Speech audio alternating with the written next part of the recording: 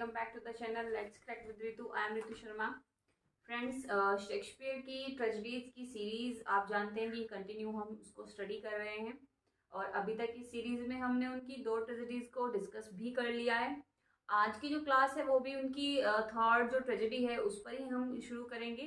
तो आज की जो क्लास है वो हम विलियम शेक्सपियर की फेमस ट्रेजेडी मैकबेथ को हम डिस्कस करने वाले हैं आज की क्लास में। तो बिना अपना टाइम वेस्ट किए हम शुरू करते हैं आज की क्लास।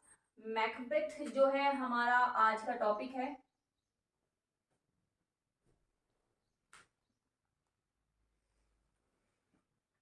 इसका फुल टाइटल है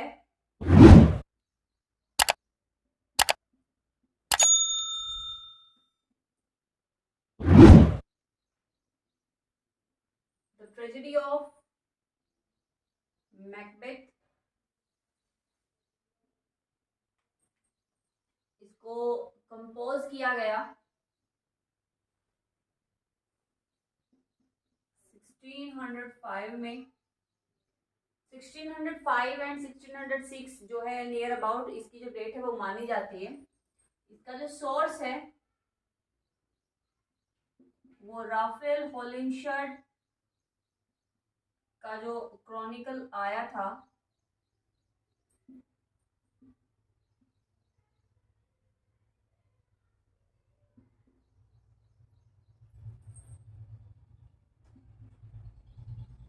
इंग्लैंड,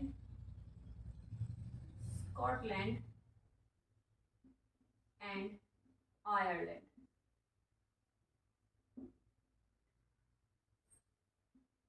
राफेल होलिंशर्ट का इंग्लैंड, स्कॉटलैंड और आयरलैंड का जो क्रॉनिकल आया था इसी को मैकबेथ के लिए सोर्स माना जाता है कि यहीं से इन्होंने अपनी ट्रेजेडी के लिए सोर्स लिया है। इसका सेकंड एडिशन भी आया।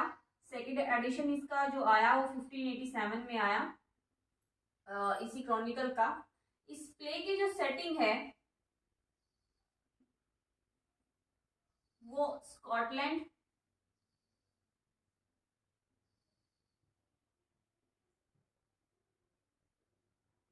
स्कॉटलैंड में मानी जाती है और इस प्ले की जो थीम है वो गिल्ट, वायलेंस एंड अथॉरिटी को शो करती है।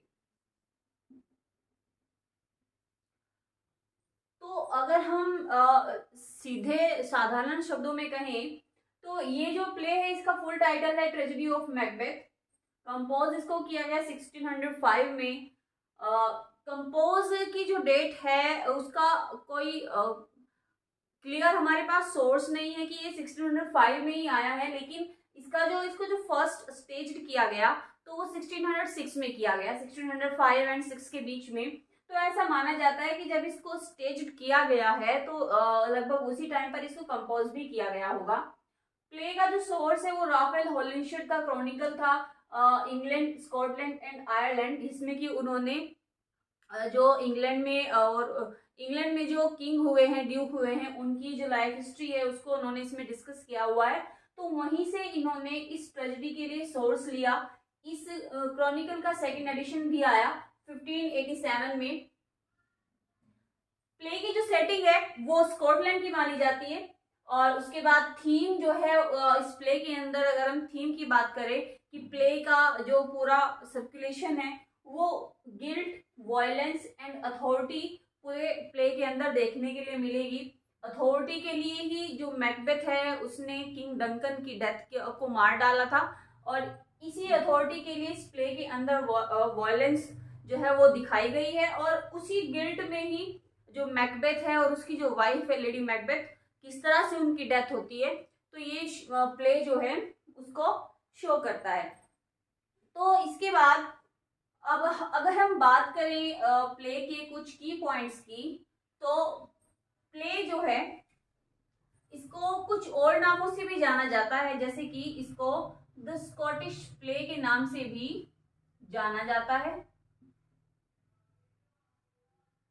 यानी मैकबेथ को अगर पूछा जाए कि क्या दूसरा नाम इसके लिए दिया जाएगा तो इसको द स्कॉटिश प्ले भी कहा जाता है और इसके अलावा इसको मैकबी के नाम से भी जाना जाता है, मैकबी।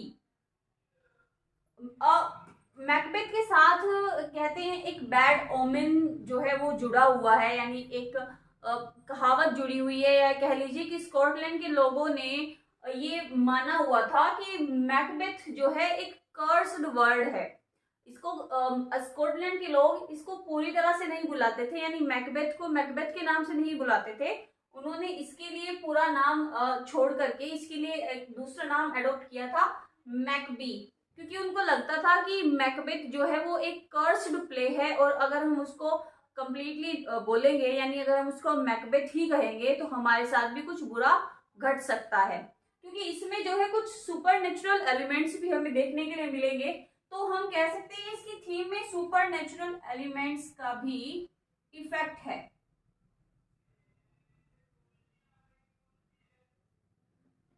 तो उसी सुपर नेचुरल एलिमेंट्स की वजह से ही जो स्कॉटलैंड के लोग थे, यानी जो स्कॉटिश पीपल थे, वो इसको मैकबी बुलाते थे, मैकबेथ नहीं बुलाते थे। तो ये आपको याद रखना है कि इसको द स्कॉटिश प्ले के नाम से भी जाना जाता है, और साथ साथ कि इसको मैकबी के नाम से भी जाना जाता है, क्योंकि इसके साथ एक बैड ओमेन जुड़ा हुआ था according to the people of Scotland. Scotland के लोगों के अकॉर्डिंग ही कहा जाता है कि इसके साथ एक बैड ओमेन जुड़ा हुआ था, यानी एक बुरी अपशगुन आप कह सकते हैं कि जुड़ा हुआ था, जिसकी वजह से वो उसको मैकबेथ नहीं बुलाते थे, मैकबी बुलाते थे। तो ये याद रखने वाली बात है। इसके बाद डिस्कस करते हैं आगे इसके कैरेक्टर्स के बारे में।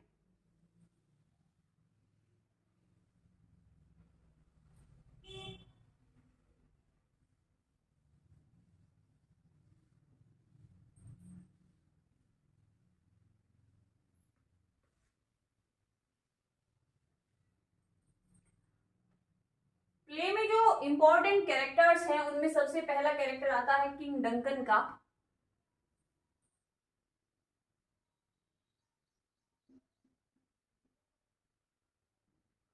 किंग डंकन जिनके दो बेटे हैं, एक मैल्कॉम और दूसरा है डोनाल्ड बेन। दो बेटे हैं मैल्कॉम और डोनाल्ड बेन। ये जो मैल्कॉम है ये इंग्लैंड भाग जाता है, और ये आयरलैंड।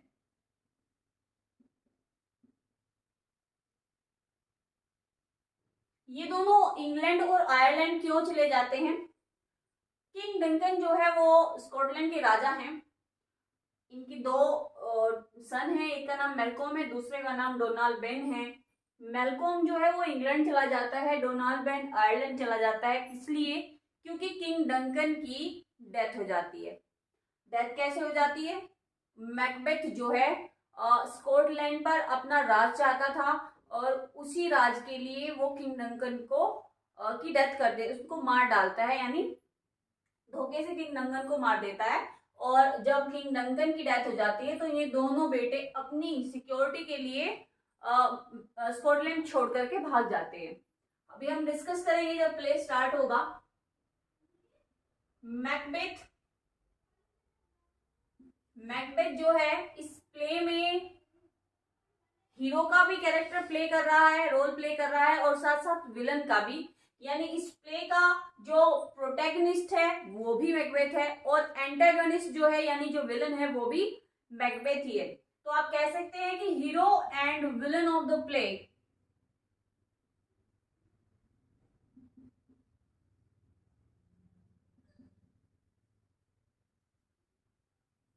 लेडी मैकबेथ,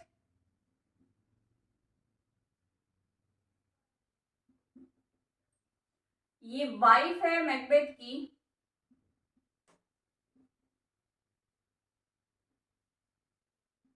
और प्ले के अंदर इसको एक टाइटल भी दिया गया है, टाइटल दिया गया है इसको फोर्थ विच का।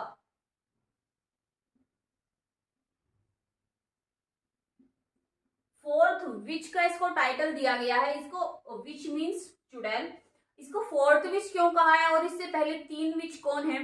प्ले की जब स्टार्टिंग होगी उस स्टार्टिंग में ही हम देखेंगे कि तीन विचेस हैं, तीन चुड़ैले हैं जो कि डिस्कस कर रही हैं, और वही तीन चुड़ैले हैं जो कि मैकबेथ के मन में एम्बिशंस को जगाएंगी और लालच देंगी एक तरह से, और ये जो लेडी मैकबेथ है उस एम्बिशन को कंप्लीट करने के लिए मैकबेथ को फोर्स करेगी। तो इसीलिए इसको फोर्थ विच का टाइटल दिया गया है। इसके बाद बैंको, ये जनरल है इन आर्मी ऑफ डंकन।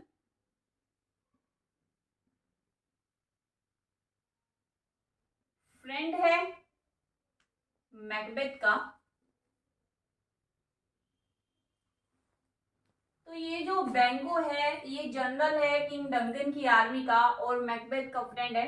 मैकबेथ और बैंको दोनों ही किंग डंकन की आर्मी के जनरल है।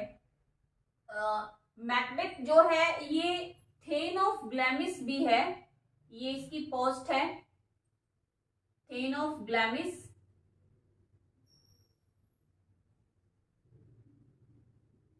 थेन ऑफ ग्लैमिस इसकी पोस्ट है, याद रखिएगा। और जनरल है किंग डंकन की आर्मी का। बैंको जो है वो जनरल है, इसको कोई पोस्ट नहीं दी गई। फ्रेंड है मैकबेथ का। और ये जो बैंको है इसका एक बेटा है फ्लुएंस, सन ऑफ बैंको। तो अभी हम यहाँ तक की जो कहानी है उसको डिस्कस कर लेते हैं। इन कैरेक्टर्स के साथ जो हमारी कहानी है उसको हम डिस्कस कर लेते हैं एक बार। किंग डंकन जो है वो स्कॉटलैंड के राजा हैं, जैसा कि मैंने बताया पहले भी, king of Scotland.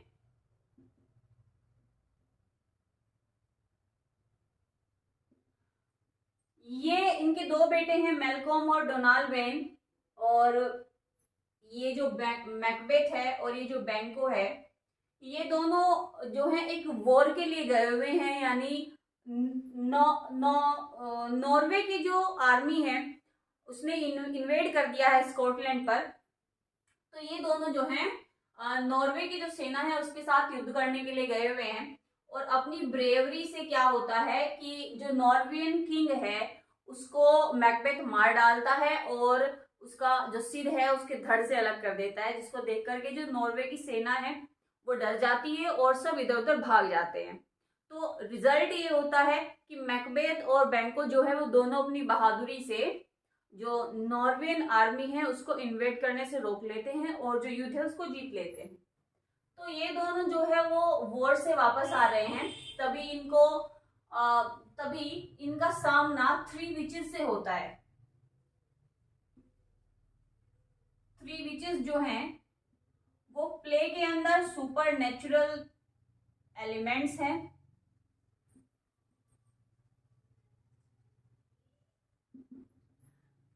3 witches 3 wear sisters हैं, 3 बहनें हैं। अब उनका अगर एक तरह से अगर उनको स्केच किया जाए कि वो क्या किस तरह से उनको शेक्सपियर ने हमारे सामने रखा है, तो उन्होंने कहा है कि ये एक तरह से इनकी जो बॉडी है वो स्केलेटन जैसी दिखती है। वाइट इन्होंने रोब पहना हुआ है, यानी सफेद कपड़े हैं। शक्ल से ये लड़कियां मतलब फीमेल लगती हैं, लेकिन चेहरे पर इनकी दाढ़ी उगी हुई है, बियर्ड फेसेस है इनके। तो इस तरह से इनका डिस्क्रिप्शन दिया है शेक्सपियर ने 3 विचेस का। तो ये जो 3 विचेस है ये पहले आपस में बातें कर रही होती है कि हम अब यहाँ हैं और हम दोबारा फिर यहाँ मिलेंगे जब बहुत बहुत ज्यादा लाइटनिंग हो रही होगी, यानी गर्जना हो रही होगी, हवाएं चल रही होंगी, तूफान चल रहे होंगे, कि हम फिर से यहाँ पर मिलेंगे। और इसी डिस्क्रिप्शन के साथ जो है इनके सामने मैकबेथ और बैंको आते हैं, या कह लीजिए कि मैकबेथ और बैंको के सामने 3 विचेस आती हैं। तो जैसे ही मैकबेथ और बैंको को ये 3 विचेस देखती हैं तो इनमें से एक बोलती है कि welcome to the thane of Glamis and thane of Cawdor. ये जो मैकबेथ है इसको ये थेन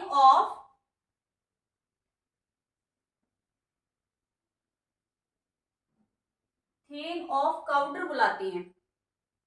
यानी काउडर का भी थेन जो है वो मैकबेथ को एक टाइटल और दे दिया गया है। तो ये जब मैकबेथ सुनता है विचेस से कि थेन ऑफ काउडर ये मेरे को क्यों बुला रही है, क्योंकि मैं तो थेन ऑफ ग्लैमिस हूँ, मुझे तो सिर्फ ग्लैमिस की अथॉरिटी दी गई है, ये काउडर का तो थेन कोई और ही है। इतनी ही देर में मैकबेथ के सामने जब ये थेन ऑफ काउडर करके इसको वेलकम करती हैं तो वहां पर डंकन का एक मैसेंजर आता है और वो मैकबेथ को ये न्यूज देता है कि आपको जो है थेन ऑफ काउडर बना दिया गया है। अब जब मैकबेथ ये सुनता है कि थेन ऑफ काउडर मुझे बना दिया गया है, उसको लगता है कि डंकन ने मुझे थेन ऑफ काउडर बनाया है मेरी ब्रेवरी की वजह से। लेकिन ये जो विचेस हैं ये मैकबेथ के मन में और एम्बिशंस जो है वो जगा देती है और कहती है कि तुम जो हो, आज तो तुम थेन ऑफ काउडर बने हो, इन फ्यूचर तुम किंग ऑफ स्कॉटलैंड भी होंगे। किंग ऑफ स्कॉटलैंड, ये 3 भविष्यवाणियां करती हैं यहाँ पर, 2 मैकबेथ के लिए और एक बैंको के लिए। और 2 में से एक तो यही है थेन ऑफ काउडर की, जो कि साथ साथ उसकी प्रोफेसी जो है वो सच हो जाती है। नेक्स्ट जो है प्रोफेसी वो करती है कि would be king of Scotland would be king of Scotland. ये प्रोफेसी भी वो मैकबेथ के लिए ही करती है कि तुम आने वाले समय में स्कॉटलैंड के राजा बनोगे। और इधर बैंको के लिए भी वो एक प्रोफेसी करती है कि तुम्हारी जो 7th जनरेशन होगी, 7th जनरेशन ऑफ बैंको will become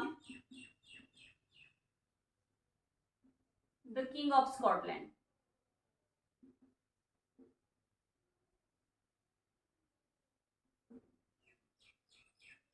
तो ये 3 प्रोफेसीज 3 विचेस करती हैं स्टार्टिंग के एक्ट में ही, यानी एक्ट 1 के अंदर ही 3 प्रोफेसीज होती हैं 3 विचेस के द्वारा। और पहली होती है थेन ऑफ काउडर वाली, दूसरी होती है would be king of Scotland, और तीसरी होती है कि बैंको की जो 7th जनरेशन होगी, आने वाली 7वीं जनरेशन होगी, वो स्कॉटलैंड का राजा बनेगा। तो ये 3 प्रोफेसीज होती हैं जिनमें से एक जो ऑन द स्पॉट यानी 3 विचेस के सामने ही जो कि कंप्लीट हो जाती है प्रोफेसी। और यही जो एक कंप्लीशन होता है इस प्रोफेसी का, यही मैकबेथ के मन में एम्बिशंस को जगाती है, लस्ट को जगाती है कि अगर एक प्रोफेसी सच हो सकती है तो दूसरी भी सच हो सकती है, उसको ये लगता है। और जब दूसरी सच हो सकती है तो उसका मतलब तीसरी भी सच हो सकती है। तो ये इस तरह से एम्बिशंस जगा देते हैं मैकबेथ के मन में। हालांकि मैकबेथ बहुत ब्रेव है लेकिन वो एम्बिशियस भी है, तो ये चीजें दिखाती हैं। अब यहाँ पर ये जो 3 विचेस हैं, ये सुपर नेचुरल एलिमेंट्स जो शेक्सपियर ने ऐड किए हैं इस प्ले के अंदर, वो दिखाते हैं ह्यूमन हार्ट के अंदर कितनी एविल्स है, कितनी बुराइयां हैं। इन 3 विचेस के थ्रू ही शेक्सपियर ने ड्रॉ करने की कोशिश की है ह्यूमन हार्ट की एविल को, बुराइयों को और डार्कनेस को दिखाने की कोशिश की है 3 विचेस के द्वारा। तो ये यहाँ पर प्रोफेसीज होती है और इन्हीं प्रोफेसीज में जब उसको थेन ऑफ काउडर का टाइटल दे दिया जाता है तो यहीं पर शेक्सपियर की पहली सोलिलोक्वी आती है कि एक प्रोफेसी सच हो गई है, तो यानी कि आने वाली ग्रेटेस्ट हाउ टू कम, यानी अभी और होनी बाकी है। तो पहली प्रोफेसी जो है वो हम देखते हैं एक्ट 1 के अंदर आती है और पहली सोलिलोक्वी भी एक्ट 1 के अंदर आती है। कुल मिलाकर के अगर बात की जाए तो प्ले के अंदर 7 सोलिलोक्वीज बोली गई हैं, 7 सोलिलोक्वीज इस प्ले में मैकबेथ ने बोली है। तो अभी यहाँ पर इन कैरेक्टर्स के साथ जो है यहाँ तक की स्टोरी हमने डिस्कस कर ली है। एक बार फिर से मैं रिपीट कर दे रही हूँ। इन डंकन ने अपनी आर्मी के 2 बेस्ट जनरल को नॉर्वेजियन सेना को इन्वेड करने के लिए भेजा था और इन दोनों ने बड़ी ही बहादुरी से नॉर्वेजियन सेना को इन्वेड भी कर दिया था और एक तरह से वॉर को जीत लिया है। और जब ये लोग वॉर जीत करके वापस आ रहे होते हैं तो इन दोनों का सामना 3 विचेस से होता है और ये 3 विचेस जो हैं ये ह्यूमन माइंड, ह्यूमन हार्ट की एविल्स को शो करती हैं, एक तरह से सिंबल करती है कि ह्यूमन हार्ट के अंदर कितनी लस्ट है या फिर कह लीजिए कि कितनी ज्यादा एविल है, डार्कनेस है। तो ये उस चीज को शो करती हैं, उस चीज का ये सिंबल शेक्सपियर ने दिया है। तो यहाँ पर ये 3 विचेस जो है वो मैकबेथ को देख करके प्रोफेसी करती है कि तुम थेन ऑफ काउडर बनोगे और स्कॉटलैंड के आने वाले राजा भी बनोगे। और साथ साथ कहती हैं कि बैंको की जो 7वीं जनरेशन होगी वो भी स्कॉटलैंड का राजा बनेगी। तो ये 3 प्रोफेसीज मैकबेथ और बैंको के लिए होती है, जिसमें से 2 मैकबेथ के लिए थी और एक प्रोफेसी जो है थेन ऑफ काउडर वाली वो साथ साथ ही पूरी हो जाती है। तो यहाँ जो है इन कैरेक्टर्स के साथ जो है हमारी इतनी डिस्कशन होती है। उसके बाद ये जो मैकबेथ है ये किंग डंकन के पास जाता है और किंग डंकन को थैंक कहना चाहता है कि आपने मुझे थेन ऑफ काउडर बनाया। लेकिन उससे पहले मैं ये जानना चाहता हूँ कि आपने मुझे थेन ऑफ काउडर क्यों बनाया, क्योंकि थेन ऑफ काउडर तो ऑलरेडी है। तो डंकन जो है वो बताते हैं कि थेन ऑफ काउडर जो है वो एक ट्रेटर निकला, यानी देशद्रोही, और उसको जो है उसकी जितनी भी हमने उसको जितनी भी पोस्ट दी हुई थी वो सब उससे छीन ली है और आपको थेन ऑफ काउडर बनाया गया है। और यहीं पर मैकबेथ से डिस्कस करते करते वो बताते हैं कि वो अपने बड़े बेटे मेलकॉम को चाहते हैं कि वो आने वाले समय में स्कॉटलैंड का राजा बने, क्योंकि अब किंग डंकन बूढ़े हो चुके हैं और वो अब आगे और ज्यादा रेन नहीं करना चाहते। लेकिन इससे पहले वो एक छोटा कह सकते हैं एक छोटा रेन करने के लिए छोटा राज्य उसको देना चाहते हैं मेलकॉम को, कि ताकि वो टेस्ट कर सके कि क्या मेलकॉम स्कॉटलैंड पर रेन करने के लायक है भी या नहीं, यानी अभी उसमें इतनी एबिलिटी है भी या नहीं कि वो स्कॉटलैंड को रेन कर सके। तो वो मैकबेथ के साथ डिस्कस करते हैं कि वो चाहते हैं कि अभी मेलकॉम को एक छोटा राज्य दिया जाए रेन करने के लिए, शासन करने के लिए। तो यहीं पर मैकबेथ के मन में ये बात आती है कि अगर आज किंग डंकन मेलकॉम को छोटा स्टेट दे रहे हैं रेन करने के लिए, तो वो कल स्कॉटलैंड भी देंगे, और अगर वो मेलकॉम को स्कॉटलैंड दे देंगे रेन करने के लिए, तो फिर जो मेरी सेकंड प्रोफेसी है वो कैसे सच होगी, यानी वो तो सच नहीं होगी। तो इसके लिए वो कहता है, अपने मन में सोचता है कि इसके लिए जरूरी है कि मुझे किंग डंकन को मारना होगा, क्योंकि किंग डंकन को मारूंगा तभी ये जो प्रोफेसीज हैं तभी वो सच साबित होंगी, अदरवाइज कैसे होंगी। और अगर प्रोफेसीज की है तो डेफिनेटली वो सच भी होंगी, क्योंकि थेन ऑफ काउडर की जो प्रोफेसी है वो सच हो गई थी। तो यहाँ पर मैकबेथ जो है वो प्लॉट करता है, वो कहता है किंग डंकन से कि आपको थैंक कहने के लिए मैं चाहता हूं आप मेरे कैसल पर आए। अब मैकबेथ के कैसल का क्या नाम है? Inverness castle. याद रखिएगा, मैकबेथ के कैसल का भी नाम है इनवर्नेस कैसल, उसको नाम दिया गया है। क्वेश्चन अराइज हो जाता है, कभी कभी पूछ लिया जाता है कि मैकबेथ के कैसल का क्या नाम है, तो इनवर्नेस कैसल है। तो नेक्स्ट जो सीन है हमारा वो इनवर्नेस कैसल का भी है। तो स्कॉटलैंड के अंदर ही इनवर्नेस कैसल में जो है किंग डंकन को मैकबेथ इनवाइट करता है, और उससे पहले मैकबेथ अपनी वाइफ यानी लेडी मैकबेथ को जो 3 प्रोफेसीज हैं उनके बारे में, और जो ये जो किंग डंकन का अराइवल है इनवर्नेस कैसल में उसके बारे में बता देता है। तो जैसे ही लेडी मैकबेथ को पता चलता है कि किंग डंकन हमारे कैसल में आ रहे हैं, और साथ साथ ये भी पता चलता है कि 3 विचेस ने प्रोफेसीज की थी, और उन प्रोफेसीज में से एक प्रोफेसी सच भी हो गई है, बाकी की प्रोफेसीज सच होनी है, यानी किंग की जो उनको जो किंग बनाने वाली प्रोफेसी है वो अभी भी रह रही है। तो यहाँ पर लेडी मैकबेथ जो है वो फोर्स करती है मैकबेथ को कि तुमको कुछ भी करके किंग डंकन को आज रात हमारे ही कैसल में जब वो आएंगे एज गेस्ट तुमको उन्हें मारना है, क्योंकि तब तुम उन्हें मारोगे तभी तुम जाकर के स्कॉटलैंड का किंग बनोगे। तो यहाँ पर किंग डंकन जो है वो पहुंच जाते हैं मैकबेथ के कैसल में। अभी मैंने आपको नाम बताया मैकबेथ के कैसल का,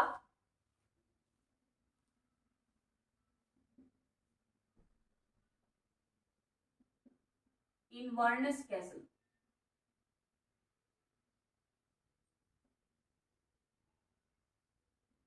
इनवर्नेस कैसल जो है वो मैकबेथ के किले का नाम है, जहां पर किंग डंकन को इनवाइट किया है मैकबेथ ने, और यहीं पर जो है मैकबेथ और लेडी मैकबेथ दोनों मिलकर के किंग डंकन को मार देंगे, उनकी हत्या कर देंगे।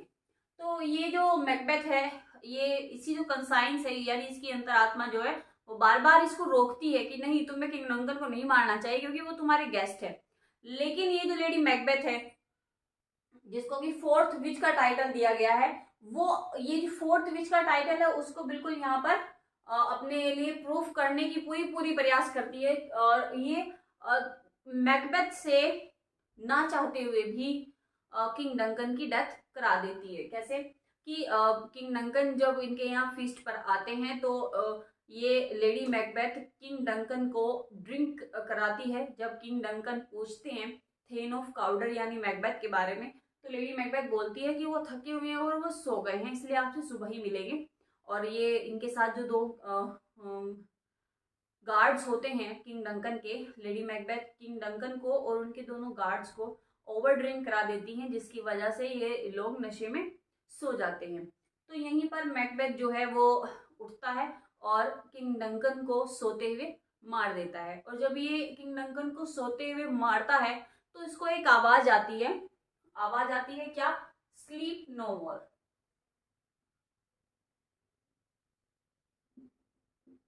ये आवाज जो है मैकबेथ को सुनाई देती है, स्लीप नो मोर, यानी अब कोई नींद नहीं आएगी। और ये जो लाइन है ये इस पूरे प्ले में प्रूव भी होती है, क्योंकि लेडी मैकबेथ को इसके बाद से ही स्लीप वॉकिंग की जो प्रॉब्लम है वो स्टार्ट हो जाती है। अब लेडी मैकबेथ ने फोर्स करके मैकबेथ से डंकन की जो है एक तरह से एसिनेशन करा दिया है, डंकन का हत्या करा दी है। तो अब मैकबेथ जो है वो गिल्ट में होता है काफी ज्यादा, क्योंकि उसको लगता है कि उसने अपने यहाँ आए हुए गेस्ट को, और वो भी सोते समय जो है, उसको मार डाला है। तो किंग डंकन की डेथ की वजह से मैकबेथ जो है वो गिल्ट रिडन है, और गिल्ट रिडन ही उसके हाथों में खून लगा हुआ है। और वो आता है लेडी मैकबेथ के पास और कहता है कि देखो ये मैंने क्या किया। तो लेडी मैकबेथ जो है वो उसको एक तरह से सांत्वना देती है, कंसोल करने की कोशिश करती है और कहती है कि कोई बात नहीं, ये जो खून है ये पानी से भी धुल जाएगा, इसके लिए तुम्हें इतना परेशान होने की जरूरत नहीं है, पैनिक मत हो। और अगर तुम इस तरह से पैनिक करोगे तो हमारा जो सीक्रेट है वो सबके सामने बाहर आ जाएगा। तो यहीं पर जब अच्छा किंग डंकन की डेथ से पहले जो है बैंको आता है मैकबेथ के पास, क्योंकि वो भी इन प्रोफेसीज को लेकर के थोड़ा परेशान है। तो मैकबेथ उसको ये बात बोलता है कि तुम विचेस की प्रोफेसीज को लेकर इतना सीरियस मत हो, क्योंकि कोई जरूरी नहीं है कि ये सच ही हो।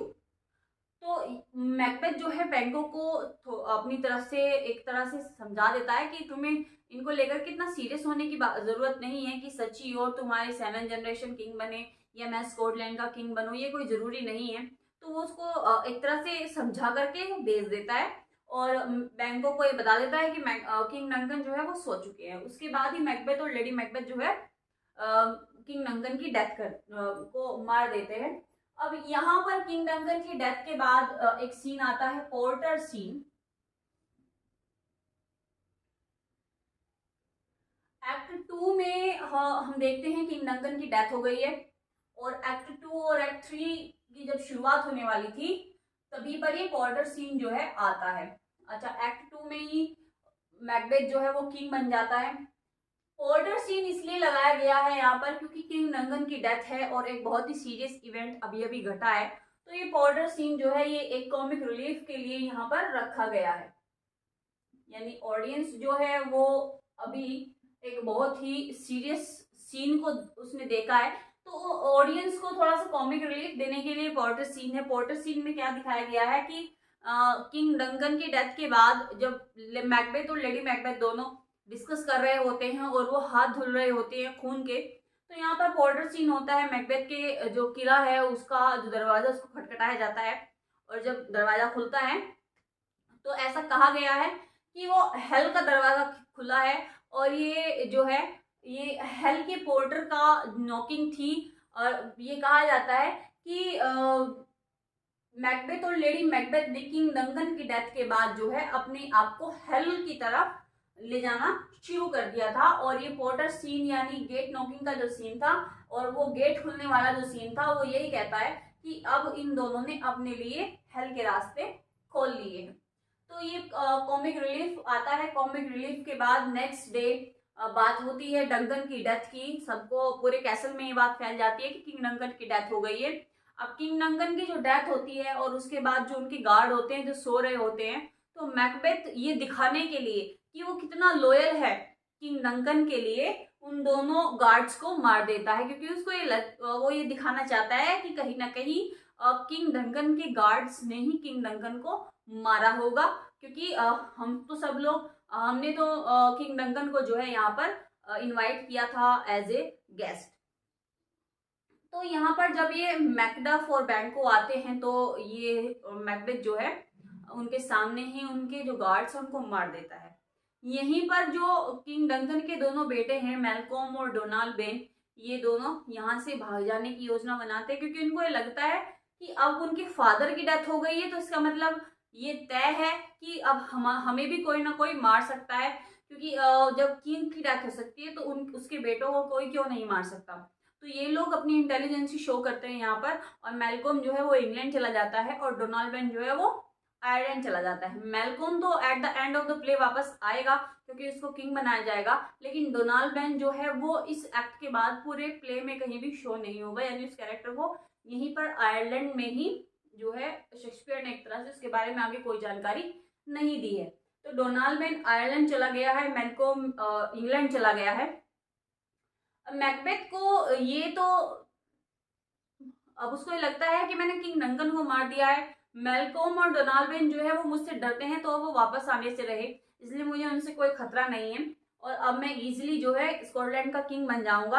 अब क्योंकि डोनाल्ड बेन के डंकन के दोनों ही बेटे नहीं हैं, तो अब जो स्कॉटलैंड का जो शासन है वो सारा का सारा थ्रोन कर दिया जाता है, मैकबेथ को दे दिया जाता है कि ये जो किंग है अब मैकबेथ बनेगा। तो मैकबेथ जो है वो स्कॉटलैंड का किंग बन जाता है। तो ये जो सारी की सारी इवेंट्स है, सारी घटनाएं हैं किंग डंकन के एसेसिनेशन की और मैकबेथ के राजा बनने की, ये सारा का सारा जितनी भी इवेंट होती हैं ये सारे एक्ट 2 में आते हैं, यानी एक्ट 2 में ही किंग डंकन की डेथ होती है और एक्ट 2 में ही मैकबेथ को राजा बना दिया जाता है। हालांकि उसके बाद जो है लेडी मैकबेथ जो है वो गिल्ट रिडन हो जाती है। मैकबेथ तो गिल्ट रिडन था ही, लेकिन लेडी मैकबेथ भी गिल्ट रिडन ही रहती है और उनको भी स्लीप वॉकिंग की जो प्रॉब्लम है वो स्टार्ट हो जाती है, यानी वो नींद में चलना शुरू कर देती हैं।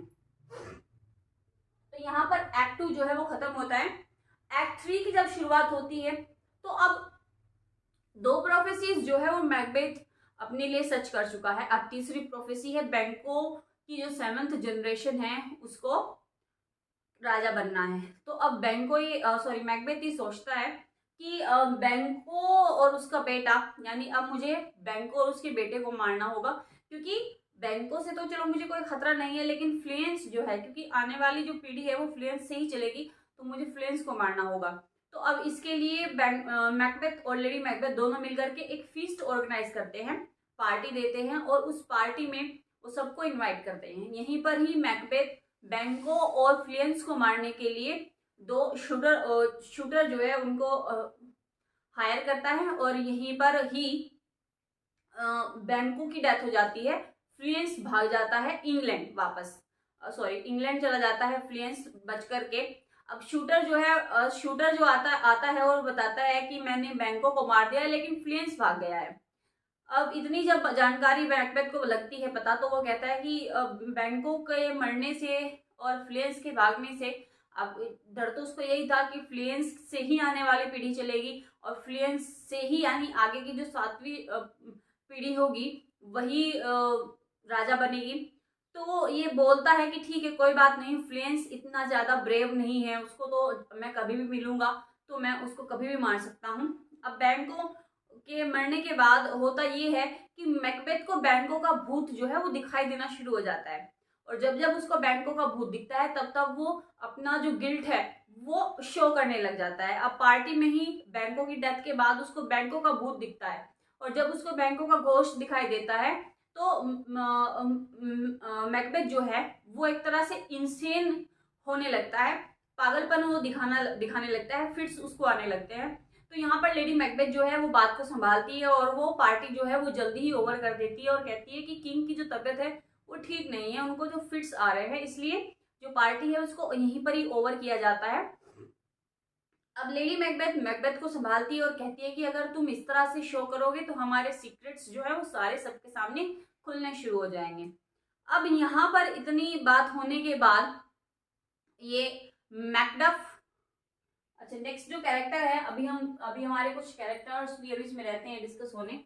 तो हमने डिस्कस कर लिया है बैंको और फ्लेंस तक। बैंको की डेथ हो चुकी है, फ्लेंस जो है वो इंग्लैंड जा चुका है।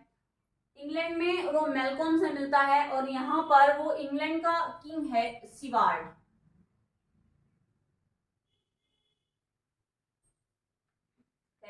की बात अगर हम करें तो यहाँ तक ये इंपॉर्टेंट मैंने आपको पॉइंट्स बताए हैं, आई होप आपने इनको नोट कर लिया होगा। इसके बाद कुछ जो बाकी के बचे हुए कैरेक्टर्स हैं हम इनको देखते हैं। मैकडफ, मैकडफ जो है वो थेन ऑफ 5 है और मैकडफ की वाइफ है lady Macbeth, sorry lady Macduff.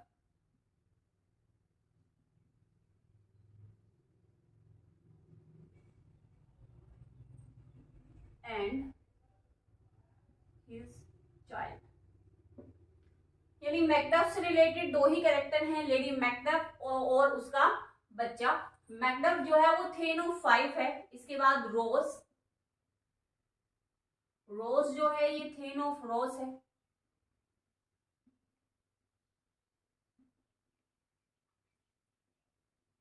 लियोनेक्स,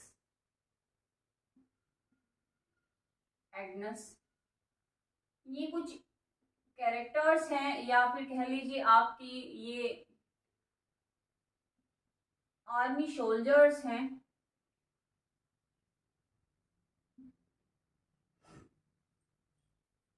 तो देखिए अब यहाँ पर मैकबेथ जो है उसने फीस्ट को ऑर्गेनाइज किया था, बैंको की डेथ हो गई है। बैंको का जो घोस्ट है वो बार बार मैकबेथ को दिखता है और जब जब मैकबेथ को बैंको का घोस्ट दिखता है तब तब उसको फिट्स आते हैं, तब तब वो इंसेन हो जाता है।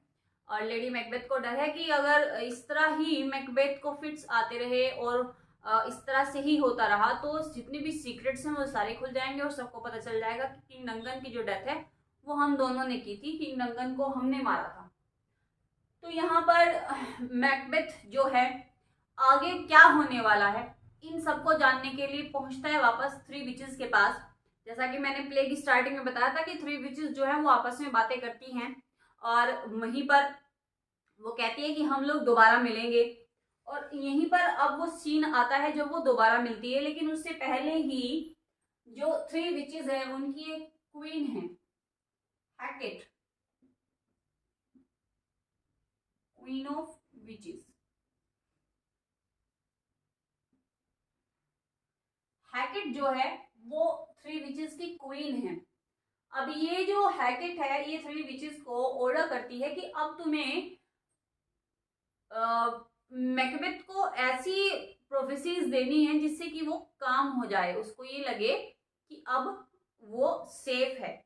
ऐसी विचेस, ऐसी प्रोफेसीज तुमको अब मैकबेथ को करनी है। तो ये हैकेट की जो है एक तरह से अपीयर होती है हैकेट यहाँ पर।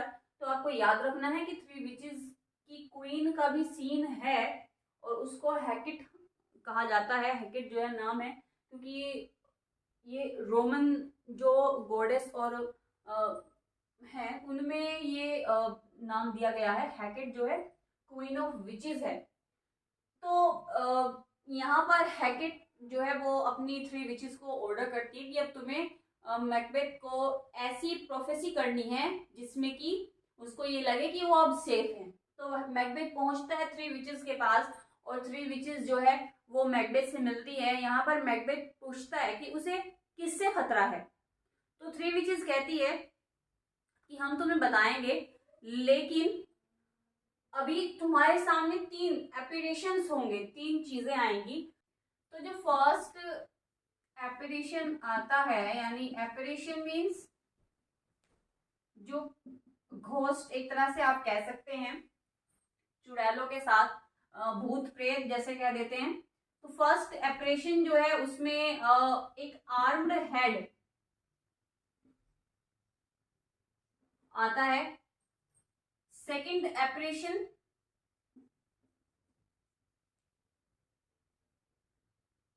एपरेशन जो है उसमें एक ब्लडी चाइल्ड। और जो थर्ड एपरेशन आता है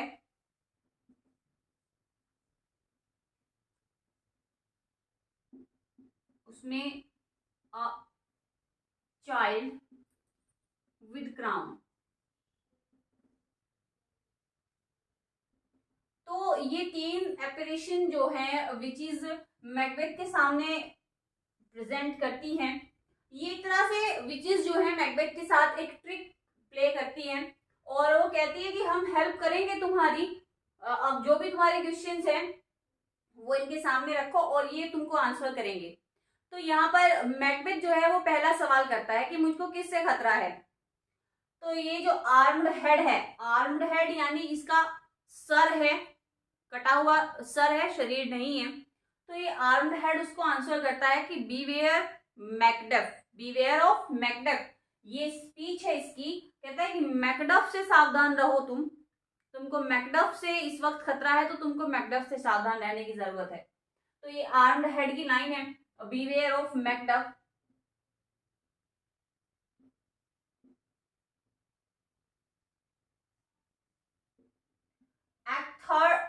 एक्ट फोर्थ ये चल रहा है, एक्ट फोर्थ में ही मैकबेथ जो है वो विचेस से मिलने के लिए गया हुआ है।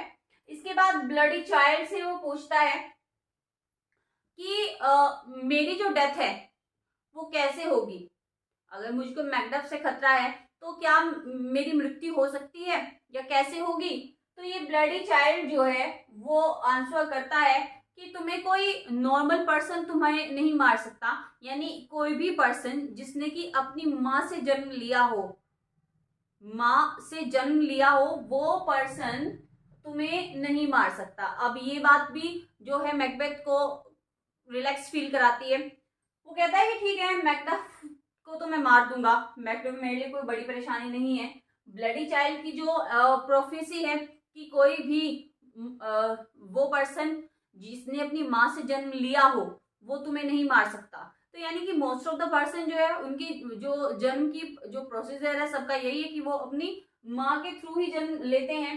तो ये ब्लडी चाइल्ड की प्रोफेसी भी मैकबेथ को रिलैक्स फील कराती है कि ठीक है, ऐसा भी कोई पर्सन नहीं है, यानी ऐसा कोई व्यक्ति है ही नहीं जिसका जन्म उसकी माँ से ना हुआ हो। और थर्ड जो क्वेश्चन था उसका कि उसकी मृत्यु अगर होती है तो कब होगी या कैसे होगी, तो ये जो एक चाइल्ड विद क्राउन है ये कहता है कि तुम्हारी मृत्यु तब तक नहीं होगी जब तक कि बिर्नम वुड, यानी जहां पर ये कैसल है, डंसियन कैसल, एक डंसियन पहाड़ी है उस पर ये कैसल बना हुआ है, डंसियन कैसल। और वो डंसियन जो कैसल है वो पूरा का पूरा जंगल से घिरा हुआ है और उस जंगल का नाम है बिर्नम वुड।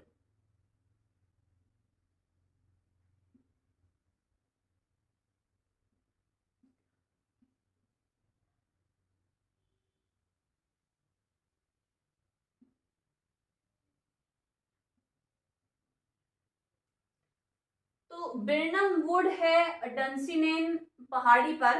अब यहाँ पर ये बिर्नम वुड से ये जो पूरा कैसल है, डंसियन कैसल जो है वो पूरा का पूरा घिरा हुआ है बिर्नम वुड से।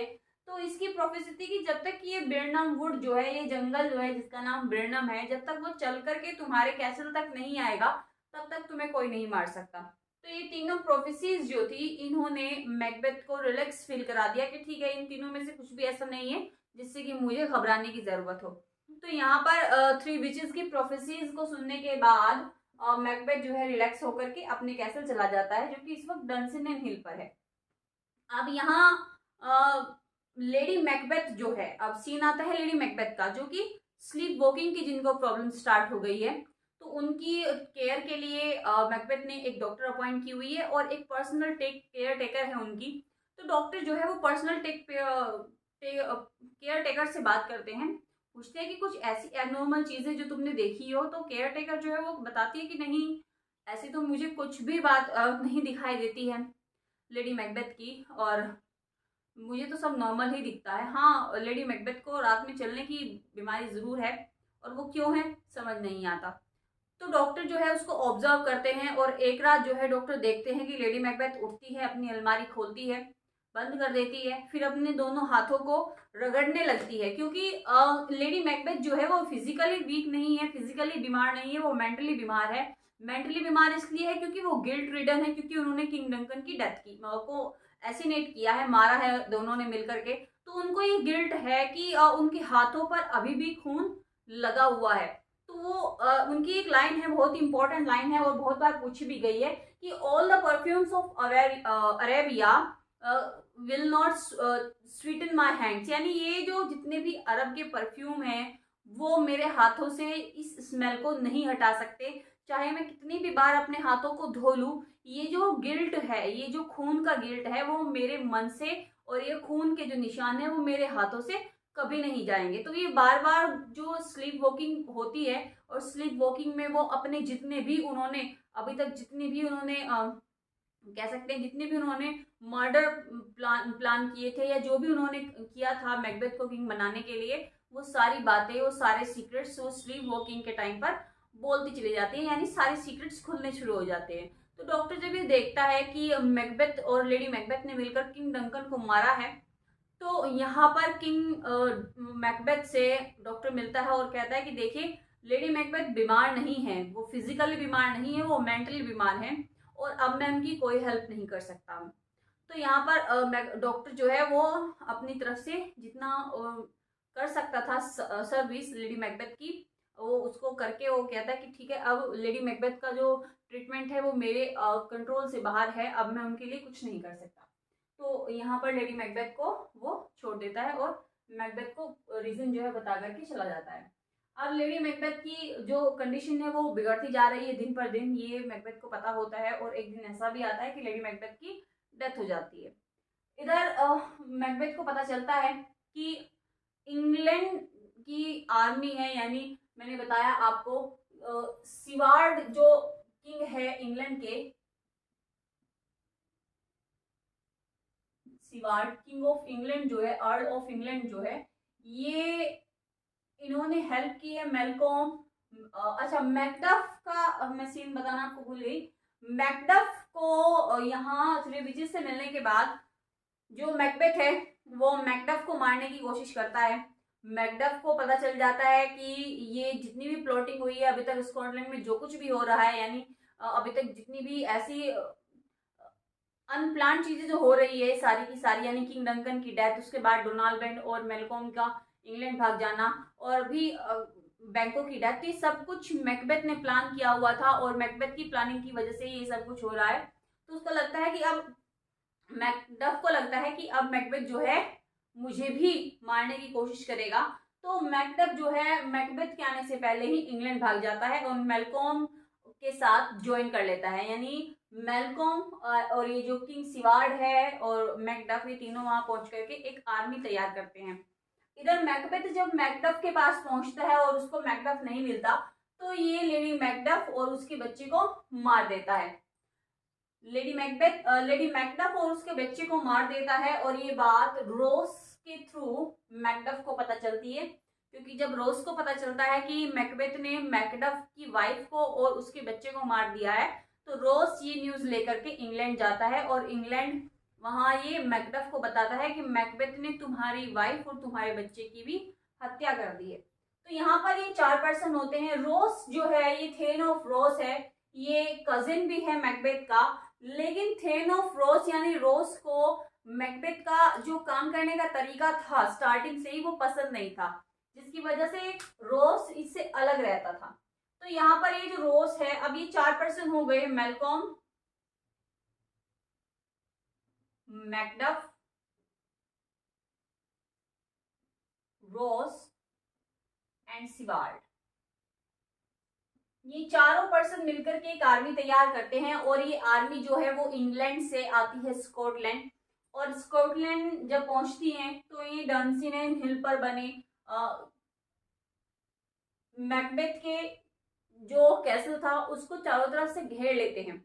अब यहाँ पर मैकबेथ को पता चल जाता है कि इंग्लिश आर्मी ने जो है उसको चारों तरफ से सराउंड किया हुआ है।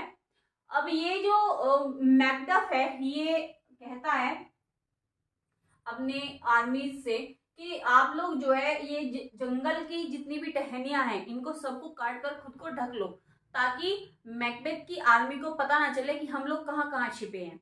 तो इस तरह से मैकडफ के कहने पर ये इंग्लिश आर्मी जितनी भी थी सबने अपने आपको उस बिरनम वुड की टहनियों में छिपा लिया, और इस तरह से फिर सारे लोग जब अपने आप को बिरनम वुड की टहनियों में छिपा लेते हैं तो धीरे धीरे चल करके डंसिनेन हिल पर जो कैसल था वहां पहुंचने लगते हैं। अब मैकबेथ को जब पता चलता है अपने मैसेंजर से कि जो बिर्नम वुड है वो चल करके हमारे कैसल की ओर आ रहा है, तो मैकबेथ कहते हैं कि ये कैसे पॉसिबल हो सकता है, क्योंकि वुड कभी चलता नहीं, जंगल कभी चलता नहीं है। तो ये देखने के लिए बाहर जाता है, तो उसको पता चलता है कि वाकई जो बिर्नम वुड है, बिर्नम वुड में छिप करके मैल्कॉम और मैकडफ की आर्मी उस पर अटैक करने के लिए आ रही है। तो यहाँ पर ये जो मैकबेथ है समझ जाता है कि अब ये जो बिर्नम वुड वाली प्रोफेसी थी ये ट्रू हो रही है, यानी बिर्नम वुड चल करके आ रहा है, या ये कह लीजिए कि बिर्नम वुड को अपने चारों ओर लपेट करके आर्मी उसकी तरफ आ रही है। अब यहाँ पर ब्लडी चाइल्ड की जो प्रोफेसी थी कि तुमको कोई ऐसा पर्सन ही मार सकेगा जिसने अपनी माँ से जन्म ना लिया हो, तो यहाँ पर मैकडफ और मैकबेथ में फाइट होती है। मैकबेथ और मैकडफ में फाइट होती है, लेकिन मैकबेथ श्योर था कि मैकडफ उसको नहीं मार सकता, लेकिन मैकडफ उसको बताता है कि उसका जन्म जो है वो प्री मैच्योर हुआ है, यानी जैसे 9 मंथ का पीरियड होता है उससे पहले ही मैकडफ का मैकडफ बोर्न हुआ है, और वो नॉर्मली डिलीवर नहीं हुआ, उसको सिजेरियन डिलीवरी के थ्रू जो है निकाला गया, यानी उसने अपनी माँ से जन्म नहीं लिया, वो सिजेरियन डिलीवरी के साथ पैदा हुआ है। तो ये प्रोफेसी जो थी कि ब्लडी चाइल्ड की, कि तुमको कोई माँ से पैदा हुआ बच्चा ही मार पाएगा, पर्सन मार पाएगा, तो ये प्रोफेसी भी ब्लडी चाइल्ड की यहाँ पर मैकबेथ की डाउनफॉल का रीजन बनती है। तो अब ये जो मैकडफ है जिसकी की सिजेरियन बोर्न था जिसका, तो वो यहाँ पर मैकबेथ को मार देता है। मैकबेथ के मरने के बाद मैल्कॉम जो कि किंग डंकन का बड़ा बेटा था, उसको राजा बना दिया जाता है, और इसी के साथ जो ट्रेजेडी है वो खत्म हो जाती है। तो अभी हमने जो प्ले है उसमें देखा कि ह्यूमन नेचर की जो एक तरह से कह सकते हैं जो भी हमारे एम्बिशंस है, ह्यूमन नेचर की जो भी एम्बिशंस होते हैं, या अथॉरिटी को पाने की जो हमारी पावर को पाने की जो हमारी एम्बिशन बना रहता है, और वही जो चीज़ें यहाँ पर मैकबेथ के थ्रू शेक्सपियर ने ड्रॉ किया है कि वो जो एक तरह से हमारा एम्बिशन होता है या किसी भी चीज़ को पाने की हमारा लालच जो होता है वही हमारे डाउनफॉल का रीज़न बनता है। तो यहीं पर उन्होंने मैकबेथ के थ्रू ड्रॉ किया है कि मैकबेथ के अंदर जो थ्रोन था उसको पाने का लालच बन गया, एम्बिशन उसके अंदर जाग गए कि थ्रोन जो है वो उसी के या तो वो रेन करे या फिर उसकी आने वाली पीढ़ी रेन करे।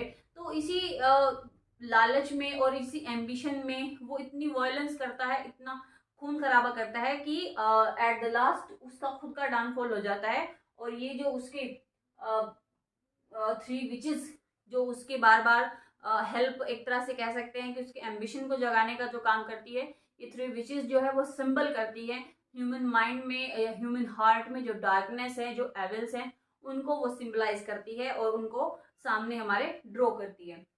तो ये हमने आज की जो क्लास थी उसमें हमने ट्रेजेडी को डिस्कस किया है, प्ले की स्टोरी को डिस्कस किया है। उम्मीद करती हूँ आपको प्ले की जो स्टोरी है वो अच्छे से समझ आई होगी।